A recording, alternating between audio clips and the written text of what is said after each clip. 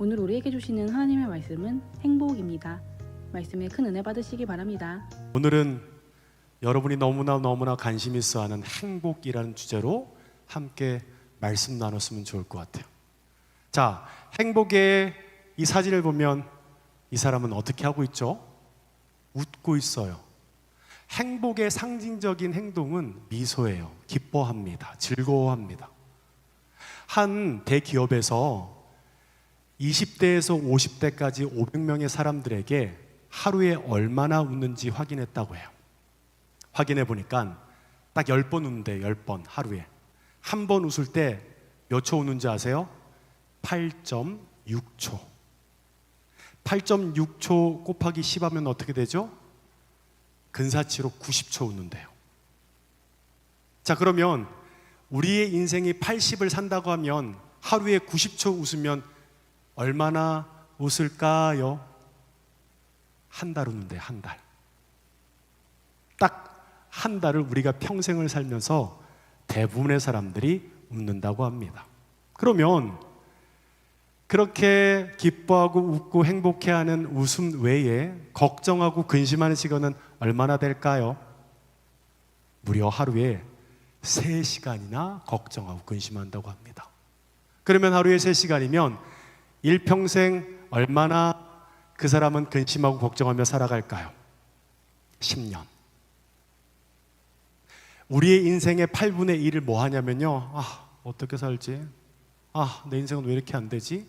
걱정, 근심하는데 10년을 쓰고요, 웃는 기쁨으로 행복해하는 웃음을 짓는 삶은 딱 한 달 한다고 합니다. 제가 한 번은 전철을 탔어요. 회사 가기 위한 아침에 새벽 전철을 탔습니다. 10,000원이었어요. 사람이 꽉 찼는데, 과연 그렇잖아요. 우리가 왜 일해요? 왜 열심히 살아요? 행복하기 위해 그렇게 사는 거잖아요. 그러니까 행복을 위한 과정에서도 그들이 어떤 표정을 짓고 있나 제가 관찰해 봤어요. 신기하죠? 다들 전혀 행복해 보이지 않는 거예요. 얼굴이 완전 죽상이에요. 속된 말로 완전 썩었어. 아침에 가는 표정이 내 인생은 왜 이렇지?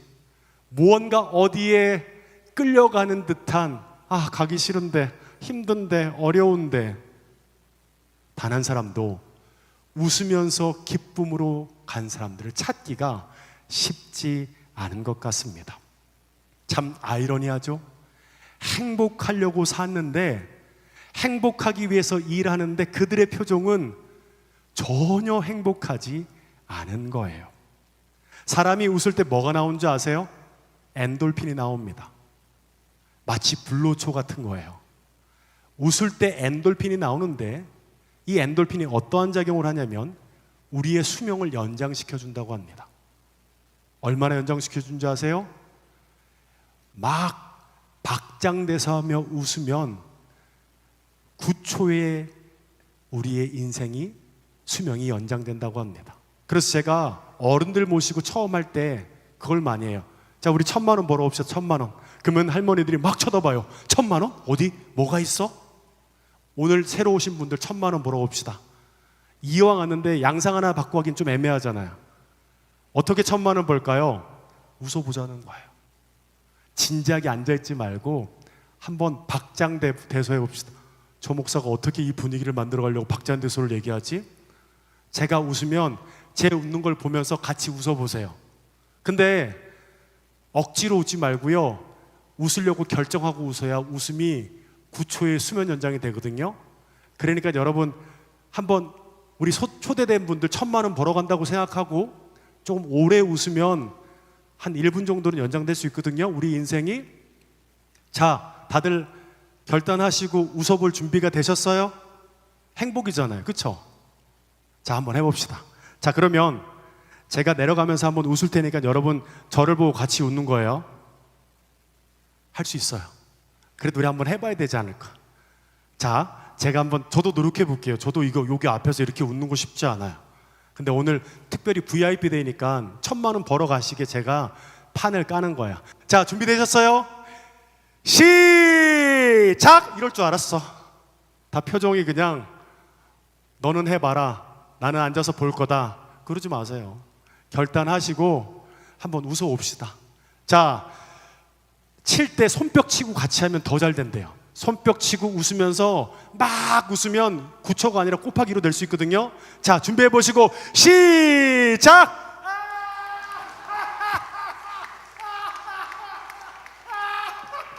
웃어야 돼.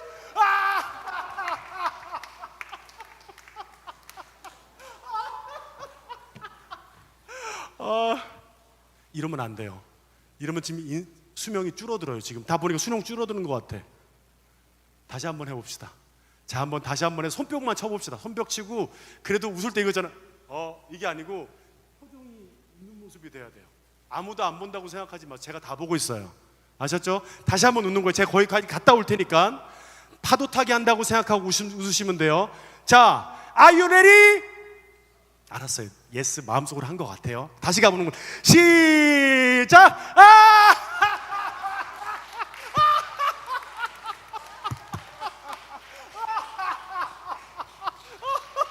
저도 상당히 민망합니다. 무표정하게 쳐다보면 봐요. 웃으니까 얼마나 예뻐. 표정이 무표정하면 가까이 가기도 민망해요. 웃으니까 다들 너무너무 아름답고 너무너무 멋있으세요. 근데 생각해 보세요. 이렇게 막 웃었어.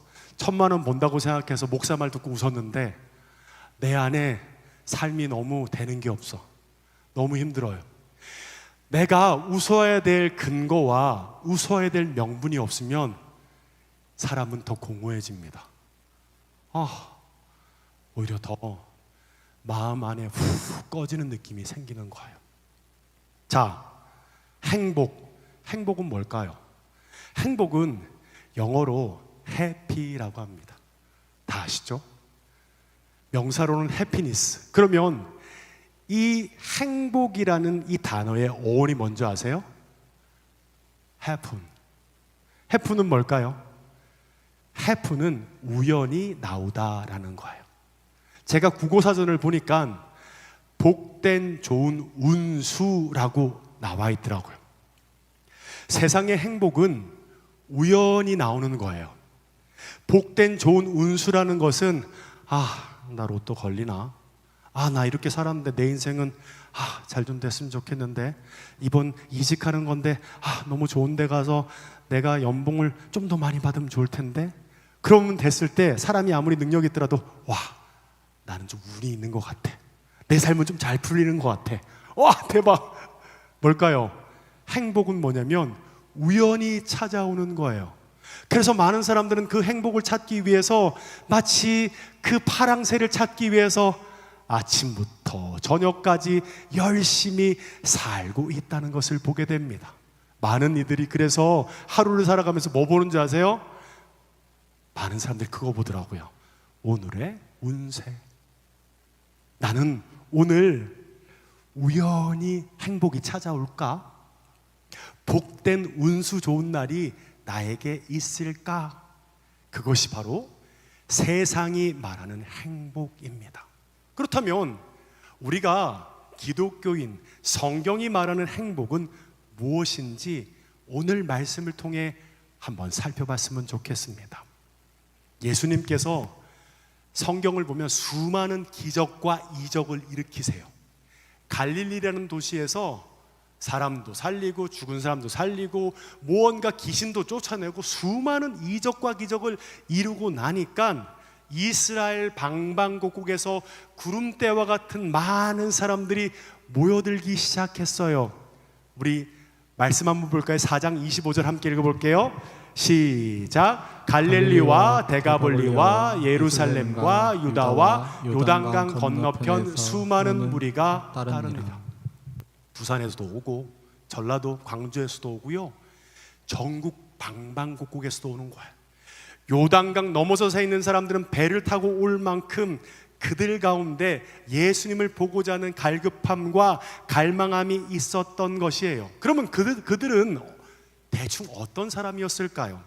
우리 24절 읽어볼까요? 24절 읽겠습니다. 시작. 그의 소문이 온 시리아에 퍼진지라 사람들이 모든 앓는 자 곧 각종 병에 걸려서 고통당하는 자 귀신 들린 자, 간질하는 자, 중풍병자들을 데려다 오니 그들을 고치시더라.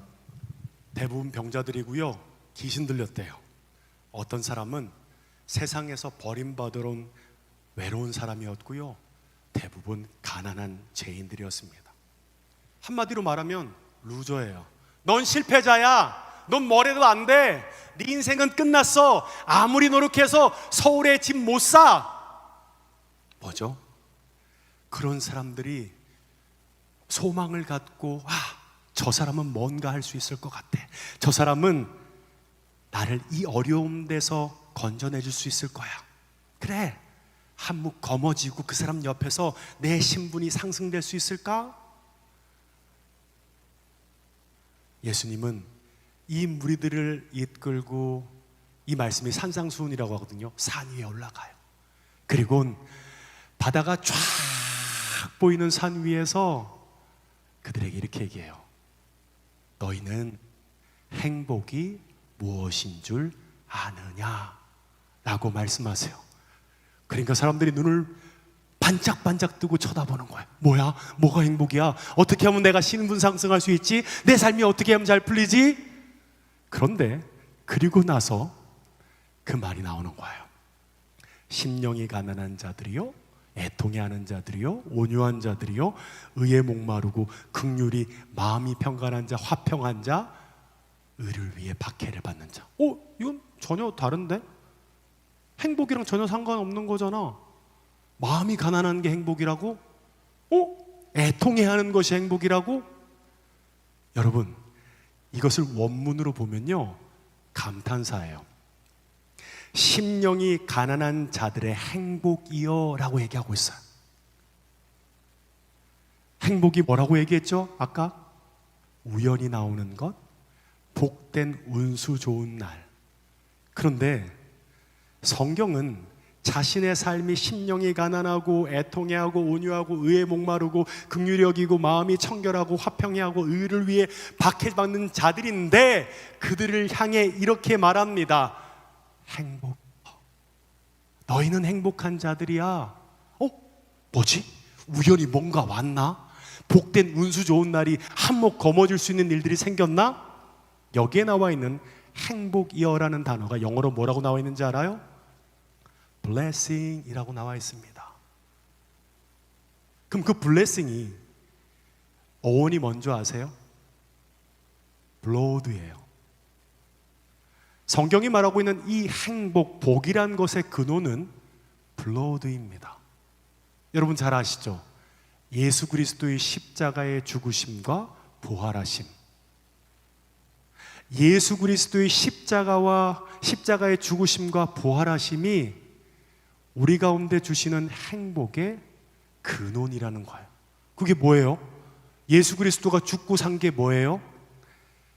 그 안에는 행복의 한 가지 요소가 있습니다. 따라합시다. 무조건적인 사랑. 예수 그리스도의 십자가의 죽으심과 부활하심은 우리를 향한 포기하지 않는 하나님의 사랑입니다. 인간은 아담의 불순종으로 인해 원죄를 갖게 됐어요. 그래서 우리의 어떠함이 상관없이 어린 아이에서부터 늙은 노인까지 그들은 죽어서 지옥에 갈 수밖에 없는 죄인입니다. 하지만 그리스도를 믿음으로 십자가에 죽으신 예수 그리스도를 믿는 믿음을 통해 우리 가운데 사망에서 생명으로 넘겨지는 일들이 생긴 거예요. 생각해 보세요. 그 예수님이 누군 줄 아세요? 하나님의 아들이에요. 생각해 보세요. 나를 위해서 엄마가 내 아들을 죽이는데, 아빠가 내 아를 죽이는데 그것이 이 사람을 위한 것이래요. 그것이 가지고 있는 의미는 무엇이냐면 우리를 향한 포기하지 않는 하나님의 사랑을 말씀하고 있다는 거예요. 정말 사랑하니까, 정말 포기할 수 없으니까 자신의 아들 예수 그리스도가 십자가에 죽으시는 사건이 일어난 거예요. 여러분, 보통 우리 여자 친구들 중학교, 고등학교 학교 가자마자 제일 먼저 뭐 해요? 교과서 보나요? 아니에요. 본능적으로 단짝을 찾습니다. 내 베스트 프렌드. 그게 있어야 학교 생활이 성공합니다. 근데 그게 없으면 불행해요. 근데 숫자가 홀수면 안 돼요. 반드시 짝수여야 돼요. 둘둘 딱 맞아야 그 학기 동안의 인생이 편해집니다. 결혼 왜 하는 줄 아세요? 사람들이? 많은 사람들이 결혼의 행복의 골인이라고 생각해서 손잡은 이 남자를 보면서 이 사람은 내 베프야, 내 편이야. 내가 어떻게 되더라도 나를 위해서 뭐든지 할 사람이야. 여기 있는 우리 교제하는 남자분들 정말 죽음의 불구덩이까지도 이 아내를 여자친구를 위해서 갈 수 있죠? 네, 마음속으로는 다들 네 하는 것 같아요. 진짜 할까? 근데 이게 얼마 못 가요. 여기 결혼한 우리 집사님, 권사님 계시죠? 내 편이에요? 남편이잖아요, 남편. 남의 편. 뭘까요? 지금은 이 여인이 너무너무 사랑하고 좋으니까 결혼하기 전까지, 내가 이 사람과 계약이 체결되기 전까지는 자기에게 없는 모두를 전환합니다. 그 사람에게 잘 보이기 위해서 애쓰는 거예요. 그리고 결혼하고 나서 마치 선녀와 나무꾼처럼 애를 하나 둘 놓는 순간 이제 내가 다 이루었구나라고 생각하는 순간 어떻게 되는 줄 아세요? 원래의 남자의 모습으로 돌아가는 거예요. 변한 게 아니고요, 원래의 모습으로 돌아갈 거예요. 죄송합니다. 여러분, 풋풋한 꿈을 가지고 이렇게 교제하는데 제가 이런 저주와 같은 얘기를 한 거는 어쩔 수 없어요. 왜냐하면 그 사람도 나를 무조건적으로 사랑하지 못하기 때문이에요. 제가 영화를 하나 봤어요. 외국 영화인데 어떤 아이가 테이블 안에 아주 값비싼 접시가 하나 있는 거예요. 가지고 장난감 가지고 놀다 보니까 나도 모르게 거기 그 테이블 위에 장난감을 놓고 놀는 거예요. 하다 보니까 테이블이 흔들린 거예요. 엄청 엄마가 아끼고 너무너무 사랑하는 접시가 갑자기 옆으로 떨어지면서 짱그랑 해버리는 거예요. 아이는 너무나 놀랐지만 접시 하나 가지고 무슨 일이 일어날까? 근데 그 장면을 보는 제 입장에서는 와, 쟤는 끝이다. 엄마가 사랑하는 저거를 했을 때 살아남을 수 있을까? 근데 외국 영화잖아요. 엄마가 오자마자 뭐라고 한지 아세요? Are you okay? 너 괜찮아? 접시가 깨졌는데, 그 비싼 접시가 깨졌는데 Are you okay? 래요. 너 괜찮아? 그리고 얘기해요. Say I love you. 그래도 괜찮아. 유리가 깨져도 난 널 사랑해. 저 이거 되는 줄 알았어요. 저희 엄마한테 하더라도 엄마의 소중한 것들을 깨트리고 망가뜨려도 엄마는 효상아 너 괜찮아? 그래도 엄마 너 사랑해? 라고 할 줄 알고 저도 그런 일을 시도해 봤습니다. 뒤지게 맞았어요. 뭘까요? 엄마도 나를 사랑하긴 하지만 무조건적으로 사랑하지 못한다라는 것을 깨달았던 거예요. 자, 남자친구도 무조건적으로 사랑하는 거 아니고 엄마도 어떤 조건 안에 사랑하는 거 맞죠? 근데 하나님은 우리를 무조건적으로 사랑하십니다. 제가 교회에서 전도사를 처음 시작할 때 한 청년이 온 거예요. 청소년부를 맡아서 했거든요. 근데 그날 오자마자 이 친구가 제일 앞에 앉았는데 185 정도 되는 친구인데 코로나 때가 아닌데 시커먼 마스크를 쓰고 온 거예요. 보더라도 조금 느낌은 범죄자형 같은 좀 우락부락한 친구였어요. 저도 설교하면서 눈치를 볼 만큼. 근데 이 친구가 그 다음 날 수련회를 가는데 따라오는 거예요. 왜 따라오지 쟤? 그리고 수련회 첫날 저녁 집회를 하는데 오열을 하면서 그렇게 울면서 기도를 하는 거예요. 뭐라고 기도하나 옆에서 봤죠.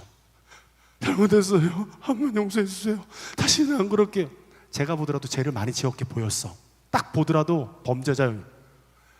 근데 걔가 자기가 생각해도 자기 같은 사람은 하나님이 용서해 주지 않을 거라고 생각한 거죠. 보통 청소년부 아이는 1년에 한 번씩 수련회 때 회개를 한다고 합니다. 1년 동안 쌓아놓은 회개를 그때 다 푸는 거예요.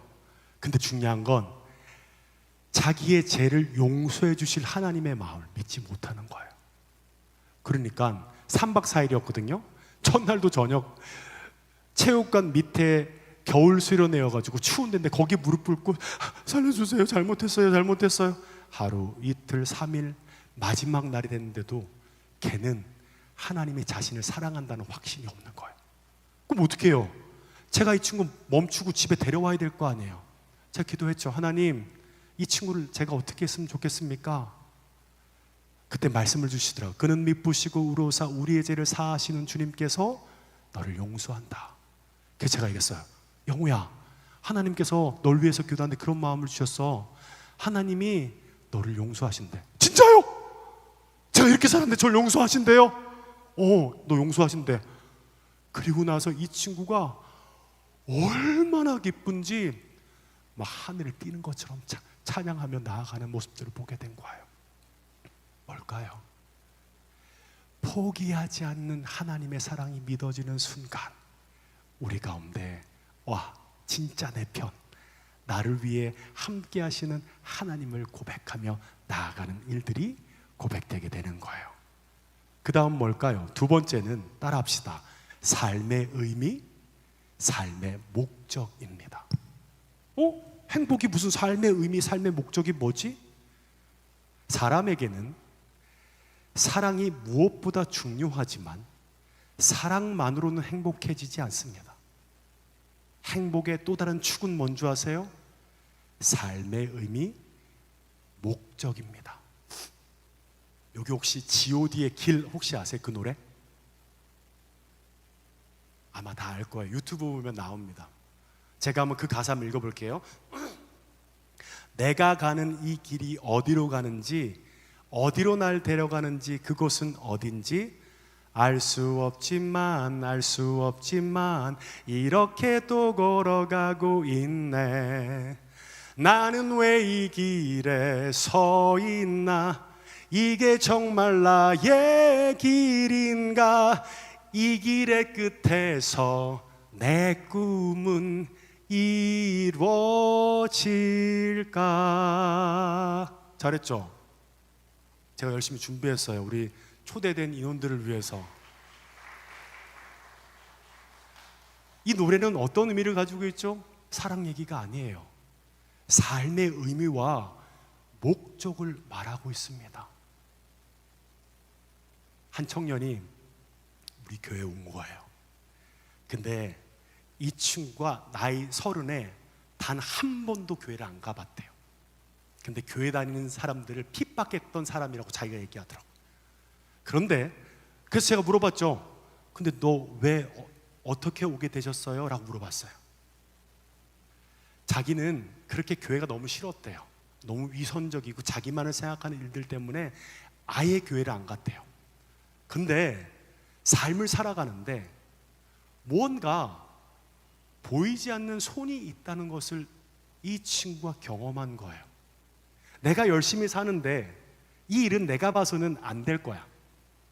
이만큼 하다가 주저앉을 일인데 무언가 보이지 않는 손이 이 일을 하게끔 만드는 거예요. 완전히 포기해서 끝내야 하는데 다시 시작할 수 있는 무언가 보이지 않는 손이 자신을 이끌고 있다라는 생각들을 경험하게 된 거예요. 그리고 찾기 시작했어요. 한 2년 동안. 과연 이 보이지 않는 손은 뭐지? 그 손이 나를 끌고 가고 있는 그 삶은 무엇이지?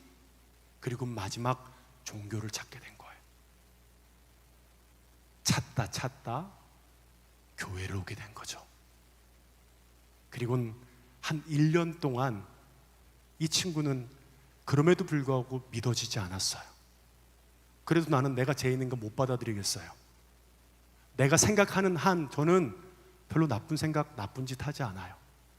그리고 1년의 시간 동안 이 친구가 깨닫게 된 거예요. 자신의 삶을 보이지 않는 손이 하나님이었다라는 거. 그리고 세례를 받고 오늘 아마 내려가면 전체 진행할 총무가 그 친구일 거예요. 뭘까요? 삶의 의미와 목적을 알게 될 때 사람은 행복해진다는 거예요. 생각해 보세요. 사랑의 축이 포기하지 않는 나를 향한 하나님의 사랑이 믿어질 때 나는 무언가 알 수 없는 레일 위에 서게 돼요. 그리고 그 삶의 의미와 목적이 조금씩 우리 가운데 깨달아가지는 삶을 경험할 때 어떻게 된다고요? 행복해지는 거예요. 이거 이해되세요? 포기하지 않는 무조건적인 하나님의 사랑이 나에게 믿어지는데 그 보이지 않는 손이 나를 이끌고 함께 하시고 인도하신다는 것을 경험하게 되는 거예요. 어찌 보면 여기 새롭게 오게 된 너 하나면 돼 그 사람이 그와 같은 일들을 통해서 이 자리에 왔다면 반드시 포기하지 않는 하나님의 사랑을 경험하게 되길 축복합니다. 그리고 우리의 삶의 의미, 그 목적, 이 길의 끝에서 내 꿈은 이루어질까? 뭘까요? 그 길을 알게 되는 거예요. 요한복음 14장 6절은 이렇게 말합니다. 내가 곧 길이요 진리요 생명이니 나로 말미암지 않고는 아버지께로 올 자가 없느니라. 우리 이 시간 함께 찬양 한 곡 하고 제가 기도하고 끝내도록 하겠습니다. 사랑합니다 나의 예수님, 우리 찬양하고, 제가 군대 때 제일 많이 울면서 불렀던 찬양이에요. 군 생활이 너무 힘든데 예배 너무 가고 싶은 거야. 사람이 언제 신을 찾는 줄 아세요? 내가 너무 힘든데 붙잡을 게 없을 때, 그때 사람은 신을 찾는다라고 해요. 각계 전투를 5주차에 각계 전투를 하는데 온몸이 땀투성인 거. 너무 힘든데 그날 좀 많이 굴렀어. 밥대를 넘어갔어요. 그래서 거기는 조교가 얘기하는 거예요. 밥 먹을 때 구보로 갑니다. 구보로 가고 나서 밥을 먹는데 수요 예배를 가야 되는데 수요 예배로 갈 사람은 못 쉬는데요. 수요 예배 갈 사람은 뛰어서 가야 된대요. 갈 사람 손 들어보세요. 근데 신기하죠? 오늘 제일 힘들었던 날이니까 다 씻고 집에 가서 쉬어야 되잖아요. 부대 가서 한 20명 넘는 친구가 손을 드는 거예요. 그리고 씻지도 못하고 땀 냄새가 배어있는 그 군복을 입고 막 구보러 가는 거야. 근데 그때 이 찬양이 들은 거야. 사랑한다 아들아. 신기하죠? 그 군복을 입는 남자 청년들이 가면서 닭똥 같은 눈물을 흘리고 들어가는 거야. 뭘까요? 무조건적인 사랑은 우리 가운데 그 어떤 고난과 핍박과 어려움 가운데서도 일어날 힘을 받게 되고요, 그제서야 우리는 일어나 걸어갈 수 있게 되는 거예요. 우리 함께 찬양했으면 좋겠습니다. 사랑합니다 나의 예수님. 사랑합니다 나의 예수님, 사랑합니다 아주 많이요.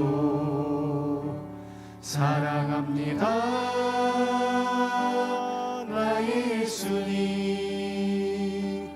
사랑합니다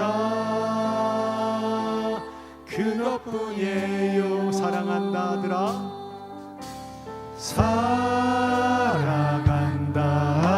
아들아, 내가 너를 잘 아노라. 사랑한다 내 딸아, 사랑한다 내 딸아, 내가 너를 잘 아노라. 사랑합니다 나의 예수님, 사랑합니다 나의 예수님, 사랑합니다 아주 많이요. 사랑합니다 나의 예수님, 사랑합니다 그것뿐이에요. 사랑한다 아들아, 사랑한다 아들아, 내가 너를 잘 아노라. 사랑한다 아들아,